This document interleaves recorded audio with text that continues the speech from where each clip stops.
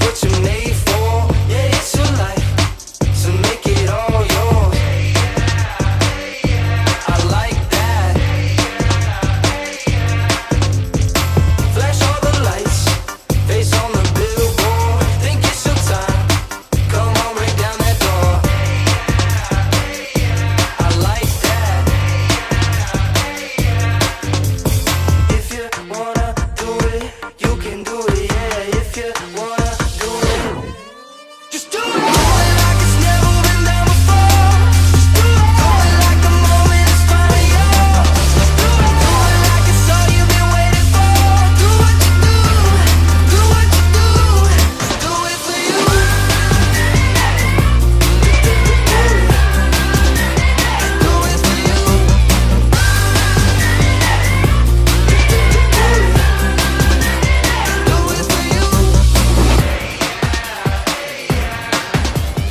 If you wanna do it, if you wanna do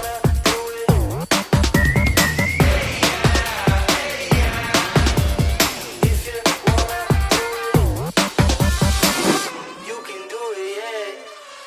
Just do it. Do it like it's never been done before. Just do it. Do it like the moment is finally yours. Just do it. Do it like it's all you've been waiting for. Do what you do. Do what you do. Just do it for you. You can do it, yeah. Just do it. Just do it. You can do it, yeah. Do it for you.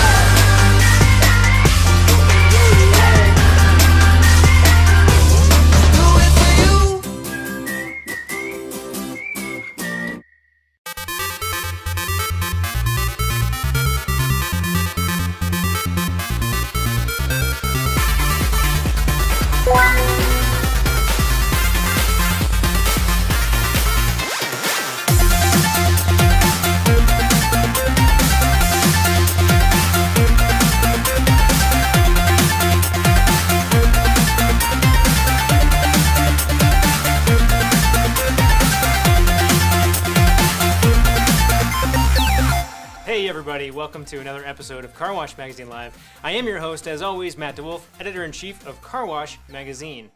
This week, we've got one of our special edition programs for you.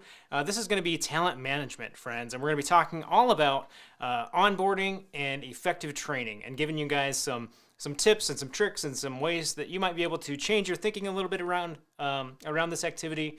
And why that's important. So why does onboarding matter? Well, it's pretty straightforward right now, friends. With the way that hiring is going, with the challenges that we're facing in the labor market, if we are under the gun in terms of onboarding and we're not doing that process right, we're going to lose a lot more people than we're going to keep. And that just means that cycle of having to go through and churn and burn people until we get somebody that can figure it out enough to stay with us is going to be pretty brutal. And it's going to cost us a lot of money. We're going to waste a lot of time, and we're going to have pretty high blood pressure by the end of that process. So we're going to talk today about how you can kind of dial that in, how you can maybe like just be real comfortable with the fact that it's going to move a little fast, but that's going to be okay, and you're going to have a great process that we're going to continue to evolve.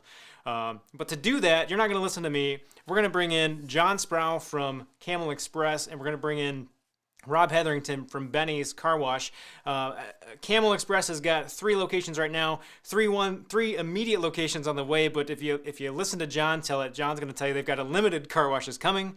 And then we've got Rob from Benny's. Benny's has got 9 locations right now. There's 5 oil bays. They're building a couple more. They've got some 3 B Quicks, which is their C-store operations. So these folks know how to build teams. They know how to do it right, and they know how to be creative when they're thinking. So let's go ahead and bring them in onto the program here. Just a moment here. We'll just get them up here for you.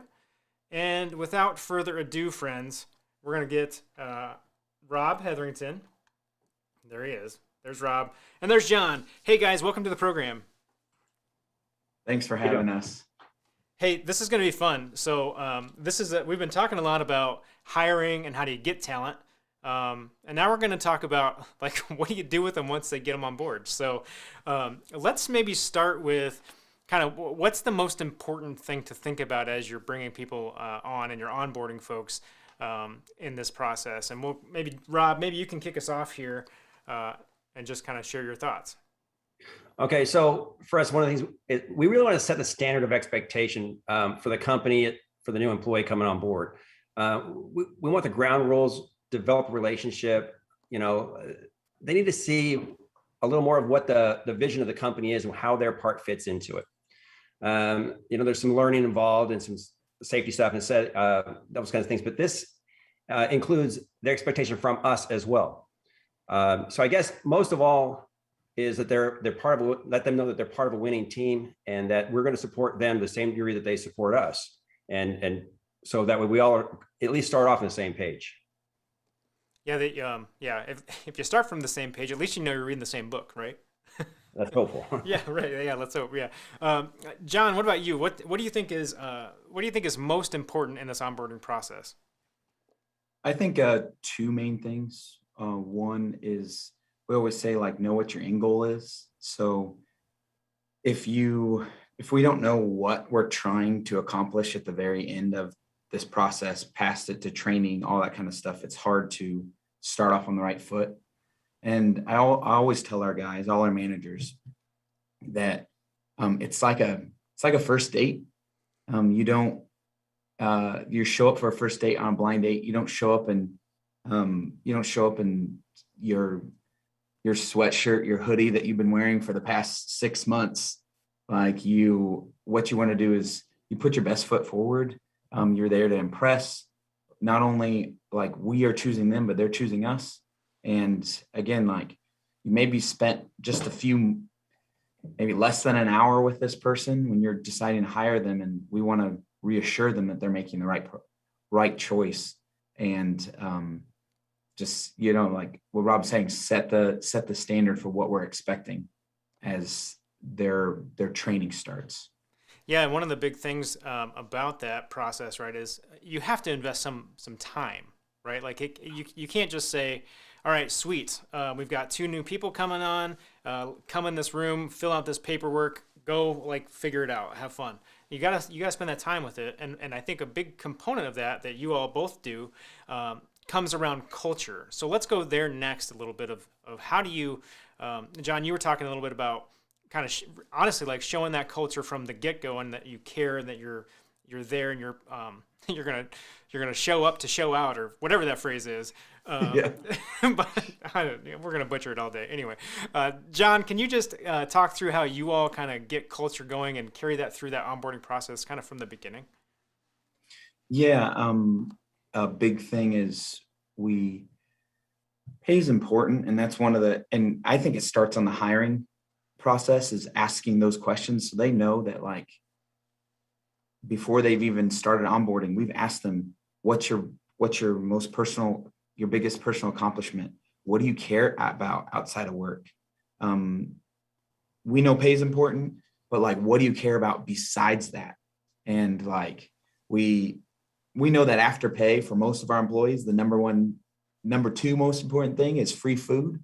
So we make sure to show them where the refrigerator is, where our fully stocked snack cabinet is, because that's important. And I think just showing that we can have fun on our one of the first things that they see on our training, we have an online training platform. Yep. And they get to see they see all our corporate staff and part of our leadership team and their bios and stuff. But we have a whole 2-page bio on our mascot, Clyde the camel, and how he likes to share water, and that's how he got interested in car washing, and he was on any other camels, and it's ridiculous. Our brand director put it together, and it's fun, and it shows humor, and it right off the get-go, that first day, they're this company's different, and we want them to see that. Yeah, talk about being unique. I don't know that there are many washes in this industry that put a bio of a camel in their onboarding materials. So, hey, it's working. It's working. Yeah. Rob, what about you? Talk a little bit about how you all kind of take that culture through the onboarding process, and how you kind of get people to realize what they're getting into from the beginning. So for us, one of the things we want people to understand is that we're more than a car wash. We want them to understand the rich history of Benny's We've been here for 70 years, major player in the industry, and we show them videos of Mr. Ben talking of the history of the washes, from pictures from back on Florida Street, the very first washes. So they need to understand they're part of a company, but it's a rich history company, and the culture started 70 years ago, and we've just built upon that every year. So we do a lot of like 360-degree evaluations at the end of each day, making sure that they understand what's not the task of it, but the essence of what we want to learn and what they want to accomplish. And then we go through our orientation process and, make sure that they understand all that stuff. But the biggest thing that we have is what we call our break room orientation, which is our secondary orientation. And so, we spend a lot of money on doing this formal one, and then they go on break and they get this nice informal orientation in the break room. And I'm pretty proud that most of the informal orientations that we hear about that come back to us are real positive, and people wanting to help each other out and building that team and that family feel. And that's really where you've made the culture where you want it, when your staff is helping create that with you. So we spend a lot of time on that. Yeah. So when you talk about break room orientation, are you just talking about just peer-to-peer kind of learning and what's kind of the organic components?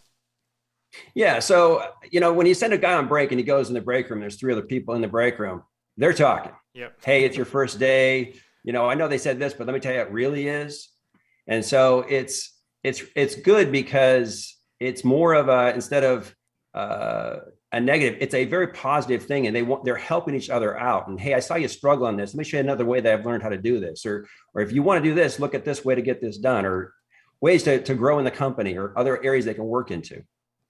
Yeah, I think that's super important because, and it speaks to the fact that they're having those interactions, speaks to the fact that your company culture is working, right? Because that's what you guys want. You want that kind of community vibe, and you want everybody to feel that and to like support each other and lift each other up.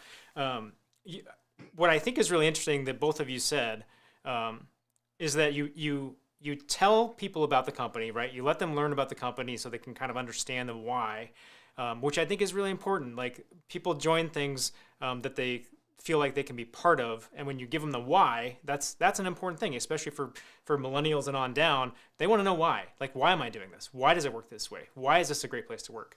So I think that's really important. I think the other thing that we have to be careful of, though, is not to spend so much time in orientation on telling them about the company, right? Like, it's okay. Like, if you have a great story to tell, let that story speak.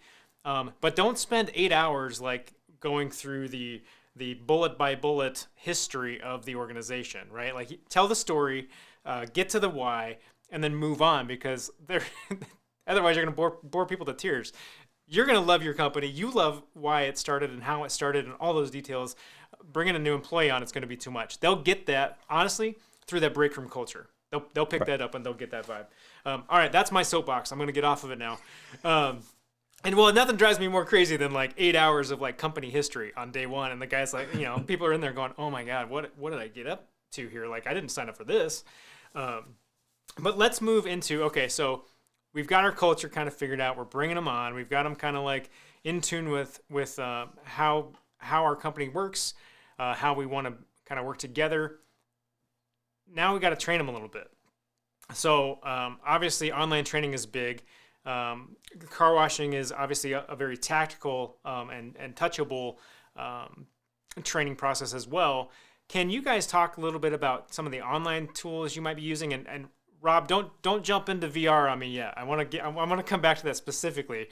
I want to talk right now about some of the online platforms and tools that you might be using and how that's helping. And let's start with John, if you can kick us off on that one. Yeah, we've been doing fully online for about a year now, and night and day difference. I can't even remember, like, we used to do paper and totally understand like how many reams of paper we'd go through. And it's the thing that's important. And again, it goes into the culture, is what we want that someone from this location interacts with someone from this location. They have a shared, like, oh yeah, like everything's run. I mean, you're going to have some things that are different, but things are run very similar, and online training really helps. So our main platform we use is Trainual, which is great. We build it from the ground up. And I mean, we love it that all our employees can have it on their phone. It's an app. It also, like, we can drop videos on there very quickly. They can see it's awesome when our owner and one of our owners and our director of operations, Tyler, like, he comes to the site and they already know who Tyler is because they have his bio or maybe a video from him and know his history. Like, that's just something that helps build the culture. And then we also use something called Jolt, which is great for like list management, but also like that helps us. I can log in and see where a new employee is on their training, and it just, the consistency and the fact that, like, you know, maybe a situation happens and we can talk and we can drop and push it out to everybody and track to see who's read it, who hasn't. If somebody, like, oh, this person, like, we had a knowledge check question and this person is struggling on it. Like, they missed a couple questions, and next time I'm at one of the sites, I'll pull them aside. Hey, do you have an understanding about this? Or do I need to go through this again? Or do you have a question or something like that? That's the advantages of online training really, really start to show, and it makes it easier to replicate your culture, to just, I mean, everything's going to be a little difficult. It just makes it one less thing I have to worry about in everything that's going on now. So yeah, and no more visits to the filing cabinet, right? Oh gosh. I mean, come on, who actually went? No, nobody went there. It got filed and it got shredded whenever you guys ordered the shred truck. Hey Rob, can you talk a little bit about your all's approach on the online side and what you've been doing? And, you know, shameless plug, I know that you all are lead users as well, which is ICA's new platform.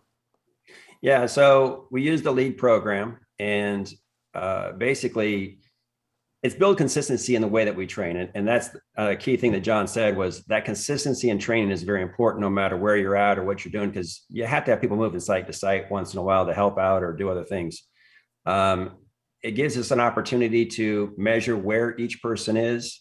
Not to mention, you can see their answers, and there's a lot of open-ended questions. So it's not A, B, or C. So you can kind of see how they're thinking and where they're kind of head with their decisions. And that opens up a whole new level of communication and training with each of those people as well. And then you can just track how that goes on each person. You know, we have 335 employees right now. I think that was our last count. And it's so much easier than calling each manager saying, hey, have you trained everyone? And they're going, oh yeah, we did that. You can see it and you can track that and you can see what's going on. So it's measurable now. And that's a big impact for us. Yeah. I think Carl Howard from Autobell would say that, you know, what gets measured gets done. Right. So, yeah. I mean, that's his thing. I can't not talk about this. Okay. So Rob, like, you guys have virtual reality training. Like, yes. What in the absolute heck? Like, how, what are you doing with that? Tell us. Well, so I went to Disney and I played this game there that was all virtual reality. I'm like, this is so much fun. So I'm like, how do I get people to want to learn to train? So we developed virtual reality training. Believe me, it was very off the cuff, and we brought a company in to do it all. But it looks great now. And you can put a set of goggles on a person, have them go through and see how the position is done and what's happening without them even being there. They can be in a classroom and they can see each of the sites. They can see how to change oil in an oil change, the basement. They can see how to guide on a car. We can do safety stuff. I've got a next round that we're going to shoot with this. Now that I've done it a little bit, I'm like, okay, we can make this better. So eventually I want to put them in a warehouse with the gloves on, and they can interact and wash cars. And that's where I want to go eventually. See, now, like, now that's cool. I mean, that, yeah. I mean, if y'all are watching this, it may take a little convincing to get folks on board with that concept, but, you know, I would love a day when we're all walking around with virtual reality sets, just, you know, learning how to wash cars. That's kind of amazing. Now, they're all sitting down, probably, right? Like, yeah, we learned that one real quick. Yeah. Sit down, because they tended to walk around and run into things. Yeah. Virtual reality is not reality. It's kind of a thing. Yeah. Well, that's super cool, and I love the approach, and I love this concept of taking something outside of industry and just something you see in everyday life and bringing that back and applying it. Um, you both hit on something very important on the online training side, which is consistency and trackability. And that comes into play in what we're going to talk about next. We're going to talk about employee maps. So if you all are tuning in right now, just catching this program, we are talking onboarding and training with Rob Hetherington from Benny's Car Wash down in Louisiana, and John Sproul from Camel Express down in Nashville. So they're dropping some knowledge on us. We just got done talking about virtual reality training happening in the car wash. So if you guys want to check that out, maybe we'll get some goggles or something down at the car wash show November 15th or 17th in Nashville. We'll check it out. I was going to share a video for you all, but it doesn't really translate in flat 2 dimensions. So you gotta have the experience. All right, so let's. Before we go there, because I'm talking about VR so much, we did get a question on the feed. JJ Stanford, I see you, buddy. Rob, can you share the name of the company that you all leveraged to kind of help you with that VR? Oh, that was Bubba in North Carolina. And we can get it. We can get it after. I'll get it for you. Yeah. I can't think of it, but I'll get it for you. Yeah, we'll post that back. If you're watching, JJ, we'll post it back in the comments on the Facebook feed here so that you've got that information. John, I think you want that information too, so we'll make sure you have it. Yeah. All right, so let's move on now to employee roadmaps. So this is a big thing, and this is a really important piece of training and onboarding and the whole 9 yards in terms of letting people see that they have a path. So where do we want to start? Do I want John to start, or I want John to start? John, can you give us Camel's roadmap? And we'll actually even we'll show an example roadmap, and you can kind of walk us through that if that works for you. Yeah, and you can see it's over my shoulder, and it's one of the things it's changed like so many times since we first unveiled it. And I think it's really important, like not only for us, what I said in the beginning, not only for us to know what our goal is, where we're trying to end. It's really important for the employee, because if they don't know what the next step is, then it's hard for them. It's hard for them to have the purpose. They want to know, like, especially when we all are struggling with trying to break the stereotype that car washing has had for so many decades of being a place where, like, my 2 least favorite phrases are, I can always get a job at a car wash, or like, I'll just work at a car wash till I get a real job. And like, the roadmap is a wonderful way for people to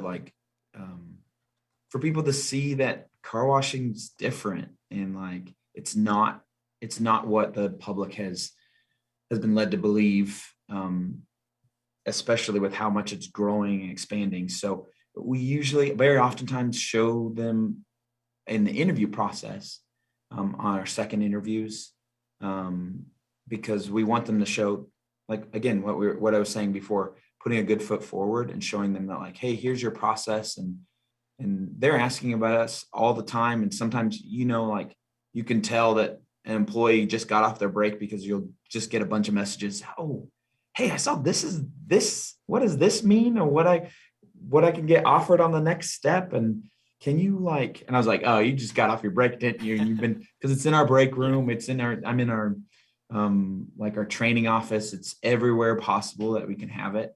So you can see it on interviews, you can see it, they're going to be seeing it during their breaks.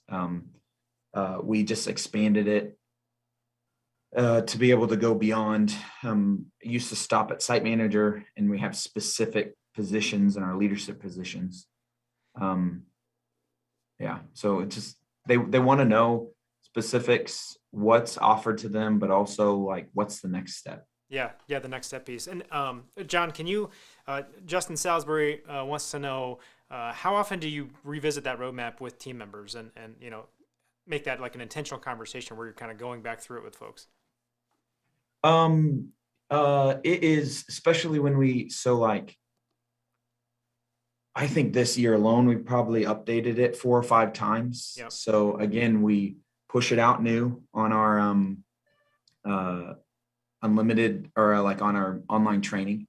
And then when we do reviews, which is every 4 months, we'll ask questions. Because the reviews are, half of it is us asking or giving them feedback, and the other half is asking for feedback from them. And that's one of them is like, what's your next step? What's a professional goal? Like, how can we help you with that? Whether it's you want to make it to the next step in this process. So it happens on a quite regular basis, especially with as much growth as we're going. It's changing a lot, which is a good thing. It means we're pivoting and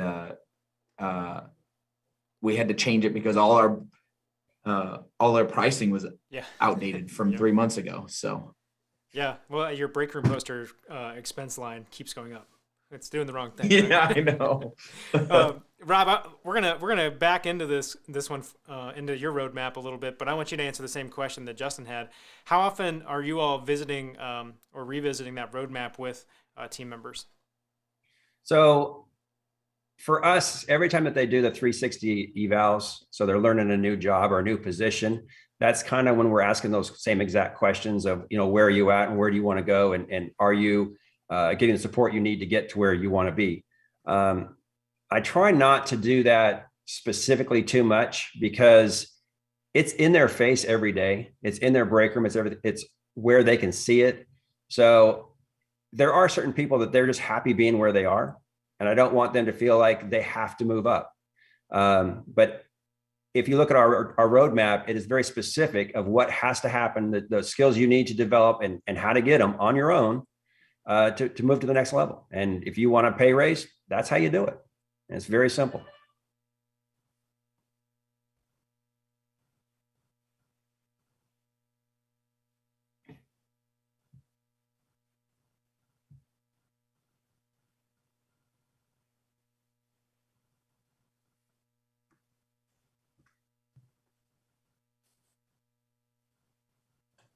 Sorry, you all lost my sound because I put myself on mute. I thought that was me. I'm like, oh, no. You guys, it's no fun if I don't do that at least like once a month. Okay. You guys should see what I see. Anyway, friends, I want to showcase the roadmap. I'm not the most important person in this conversation anyway. Here's the roadmap. It's Benny's. You'll notice it's very similar to Camel's in terms of it's a literal roadmap. It's got a very visual feel to it, which I think is really important so that it can be really quickly digested by folks. But Rob, do you want to just kind of give me the quick walkthrough, and I'll show an up close view of it, and then we can probably post these to the feed after too. Absolutely. All right, so start me from the bottom. I'm a car wash attendant. All right, so now I don't have it in front of me, but you're a car wash attendant. It's $12 an hour. It talks about the benefits that we have, the PTO time, paid time off, full medical benefits, dental, vision, and all the other benefits that come with that position. And then how long they have to be in that position to move to the next one. So then the next position that they'd want to get into is trainer for a key holder. Yep. And so the raise goes to $13.50. There's some lead programs they have to do. And then there's some other training that they have to do with a manager as far as it's more of an interview talking process. And then they go to the next position, which is the key holder. That's, I believe, $14 or $14.50. There's some lead programs they have to do there and whatnot. Now, to that point, you're not in management. You're a key holder. You can open and close the facility, stuff like that. The next step, the MIT, our manager in training, that's when you go to $15 an hour. That's where we start putting some money into the people. They go through our Dale Carnegie courses. They're signed up for the online Dale Carnegies. They go the in-person. There's a lot more lead programs and other stuff they have to learn, as well as some maintenance items. That's when they start to work more with the admin people, stuff like that. And they're required to be in that position. I believe it's 2 years, somewhere around 2 years. And then they go to ops manager. That's when they start getting a bonus program. At that point, they double their PTO. There's other benefits that go with that. And then they go into GM or site manager positions, and then they make percentage of profits and they start going that direction. And one of the biggest things I wanted people to understand when they started working for us, because we have a lot of LSU and college students, is that once you get your degree, there's still a possibility of working here and making a great living and making a good life. So we have had some people that have gone through the college and gotten their degree and then come back and said, look, this is better than what I was going into. This is great. Right. Yeah, no, I mean, it's like John was saying earlier, like this is a real profession. It's a real career. And the more that we can have things like these roadmaps to be very transparent about that, the better our industry is going to be in the long run. All right, so now, okay, so we have these roadmaps, and John, you alluded to this a little bit, that you all have been updating your roadmaps and changing it. I want to talk about process a little bit, and how important is that, and then two, how important is it that it changes? So let's go back to John. John, can you talk a little bit about why process matters when it comes to onboarding and training? These are loaded questions, friends. Yeah. It's really important because if we don't have the processes documented, then that means that they can do whatever they want. I mean, like a common thing you hear is silence is approval. So if you don't have anything, it means that they can do whatever they want to do. And then that's when you start, the sites look different. Well, this manager treats me this way or whatever. And but at the same time, if you only ever go what's written, because it doesn't matter how hard you try, there's going to be things that you can't write every single thing down. If you do, you'll never talk to anybody. And so you want to be able to teach your managers to be able to think on their feet. There's going to be unique situations, all those kind of things. But I think being able to document those processes.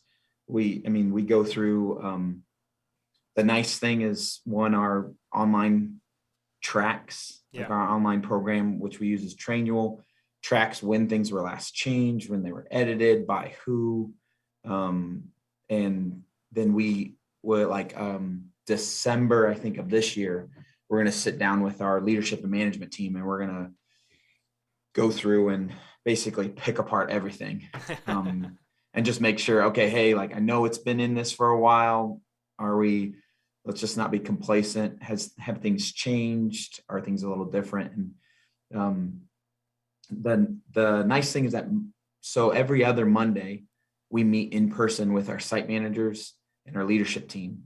And a question that we often ask our site managers is, what's a policy? If you could get rid of or change one policy or procedure, what would it be? And so and we ask it on a regular basis, because sometimes maybe the person forgot about it, or another person was talking a lot the week before. And it's great. There's a lot of things that have come up and we're like, oh yeah, my understanding of what the policy was is not translating through our words or video. And that's really, or we're hearing that oh yes, we think it's great, but all our employees hate this policy. Right. We need to maybe change it. Well, or you're saying, it doesn't, how you thought it was being communicated is not the message that's being received on the other end. Yeah, for sure. So question from Tyler. Tyler Slaughter, we see you, my friend. How often are you auditing the training for each employee as far as their completion percentages go? So how often are you looking at that and kind of tracking that progress? So what I was saying is every other week we meet in person, but those off weeks we meet online. So every Monday we go through and actually it's great when we can show, so we'll pull up one site, but the other managers get to see that. There's a lot of incentive, because then they're like, oh, my employees are farther in the process than this other site's employees. It's sort of like a little bit of a competition. Yeah. But we do that every week. Yeah. And then the managers actually on their own started this, where they'll pull up their whiteboard. They'll have several whiteboards all over the place, but in their break room, and they'll write down the name of the employee and the percentage on the whiteboard. And it just says, once you've completed it and you're up to date, wipe your name off the board. So I love that. I love that. We have to incent the behaviors we want to see, and that's a knowledge bomb for you guys. Hey, Rob, can you talk a little bit about your all's approach? I mean, you guys are very explicit even in showing revision numbers in your stuff. Can you talk about the importance of process and the importance of being willing to evolve that? So I think it's important to have a process for everything you do in order to build consistency. And, but I don't believe that anyone should be so set in their ways that they never look outside to see how they could do things better. One of the things that really set Benny's apart from the beginning was its innovation, and we don't want to lose that innovation. So at the end of each year, we redo our entire policy manual, and we put on there revision 7, 8, 9, 12, whatever you're at. And that way people understand that, we are static about each year doing this stuff, because you don't want to change so often that no matter what you're doing, you're constantly retraining everybody and you're creating that frustration. So you want to get enough in there where if you do make a change, it's not change for the sake of change, but change for the sake of benefit. And, we try to put a work group together, let them figure it out, work through the problems, and then they can, present it to everyone, and everybody has to go and say, hey, yes, this is a positive move. It's finding that balance between being too rigid and too flexible. And that's the tough part. Yeah, I think that's a good thing to remember. Don't change just because you feel like it needs to change. Change it because something's broken, right? Change it because you can make it better. All right, last thing, and then I'm going to let you all get back to the business of washing cars. But I always like to ask, what's one thing I can do now to be better tomorrow? So one thing today, I can be better tomorrow. And let's have John. You get to tackle this one first. Thanks. One thing I can do today to be better tomorrow in the onboarding and training space. I think if you don't have anything documented, having it documented. I think a lot of times people they look at the whole process and like, oh man, this is so much. There's so much to do. But I would say, like what I said in the very beginning, the most important thing is know where your end goal is. So like write it down, whatever, this is what we want to do. This is our goal. This is what we want them to experience or whatever. And then go back and then figure out all the steps of how to get to that end goal of this is what I want to accomplish when onboarding a new employee. Okay. Once you get that started, then okay, then we'll go back and we'll figure out this is how we want to do this thing or how to do this. Like that's good. It's just, if you don't know what you're trying to accomplish, your end goal, then it's really hard to figure out the steps. Yeah, you're just running in circles, right? Chasing nothing. Rob, how about you? What's one thing that I can do now or today that's going to make me in a better spot tomorrow for onboarding and training? So my suggestion would be put together a group of your newest employees, add in about 3 veteran employees, and then ask them all what we could do better. And they will give you the answers. Just be prepared for them. You may not like what you're hearing, but you need to hear it. Yeah, it may not feel good, Right. but it may be very important stuff. Right. Well, before I let you guys go, we had one more question pop up. Last question of the day. This is very tactical, so hopefully this is an easy one for you guys. Lori is asking if something changes at the lower level. So in this online training, right, you change a process down there.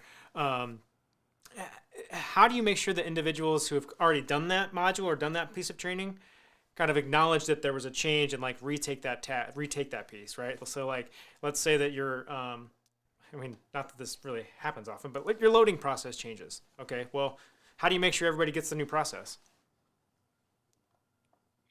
Well, for us with the lead program, you can go back and just reassign it. Okay. So then you can see who has to redo it. It's Gotcha. very simple. Gotcha. So just wholesale, you just reassign that module, Yep. change it, reassign it. What about you, John? Yeah, the same thing where we can re-sign it and I can choose who or what, or and then they have to recomplete it. Okay. But if we do a bigger item, we still do that. but then we also we tackle that in our monthly staff meeting, Okay. which we have training that's every month after we close. So if it's a bigger item, like if we were going to be redoing our loading training, we would reassign it, but then also in person, because virtual stuff is awesome, but there's something about being all together and physically seeing somebody do it that just can't always be captured. So a little bit of both, depending on how big of a change, but always reassigning it on our Trainual platform. Love it. I love it. All right, guys, I have taken up way too much of your time today, but thank you for spending some time sharing what you all know about onboarding and training with the rest of us and making us better. Thank you. Thanks, Matt. Hey, if you guys are watching at home, I'm just going to mute these friends here for just a moment. I got something important I want to talk to you about for about 60 seconds or less. Here's the deal. They said it over and over again. Look, this stuff is important, right? You got to get the process down. You got to be willing to revise that process, and you got to put in the energy and the time to do this right, because this will make all the difference in the world for the kind of organization that you build. So super important stuff. I hope you guys got a lot out of this. If you want to do this thing in real life, personal contact, like talking to each other face to face, we're going to do that November 15th through 17th at the Car Wash Show in Las Vegas. We've got some special talent management panels planned for you. We've got some marketing panels planned for you. And then we've got some other fun stuff. We're going to try to give away some big prizes. So stay tuned for that. Hey, and guess what? You know what's coming, friends. When you're out there this week and you're just killing it watching cars, there's just one thing you've got to do, and that is keep it clean. I'm just having a good day.